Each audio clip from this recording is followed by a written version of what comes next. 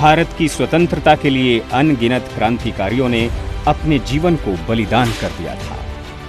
इनमें बहुत से क्रांतिकारियों की जीवन गाथा हमारे बीच बहुत कम आ पाई। उनमें से ही एक हैं अल्लूरी सीताराम राजू। इनका जन्म 4 जुलाई 1897 को विशाखापट्टनम के पौंड्रिक गांव में हुआ। माता का नाम सूर्य नारायणम्मा और पिता का नाम वेंकटराम राजू था। पिता ने उन्हें बचपन में ही क्रांतिकारी बनने का संस्कार दिया था और कहा था कि विदेशी हमें गुलाम बनाकर लूट रहे हैं। बचपन में ही पिता की मृत्यु हो जाने के बाद सीताराम राजू जंगलों में लकड़ियां काटकर जीवन चला रहे थे। उन्होंने अपनी शिक्षा के साथ साथ ज्योतिष तथा चिकित्सा का भी अध्ययन किया। 18 वर्ष की आयु में वे सन्यासी बन गए।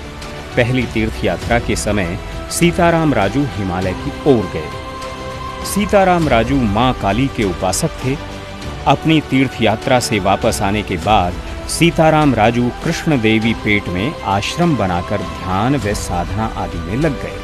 अंग्रेजों ने 1882 में मद्रास वन अधिनियम लाकर वनवासियों के वन आवासों में मुक्त आवाजाही तथा उनके पोड़ू यानी स्थानांतरित खेती यानी झूम की खेती को प्रतिबंधित कर दिया। इसे लेकर सीताराम राजू ने अंग्रेजों के खिलाफ वनवासियों का साथ दिया। 1922 में रंपा विद्रोह अर्थात मनियम विद्रोह हुआ, जिसमें अल्लूरी सीताराम राजू ने एक नेतृत्वकर्ता के रूप में भूमिका निभाई। रंपा विद्रोह महात्मा गांधी के असहयोग आंदोलन के साथ हुआ। उन्होंने लोगों को खादी पहनने और शराब छोड़ने के लिए सहमत किया, लेकिन उन्होंने जोर देकर कहा कि भारत केवल बल के प्रयोग से ही आजाद हो सकता है, अहिंसा से नहीं। उनके वीरतापूर्ण कार्यों के लिए ग्रामीण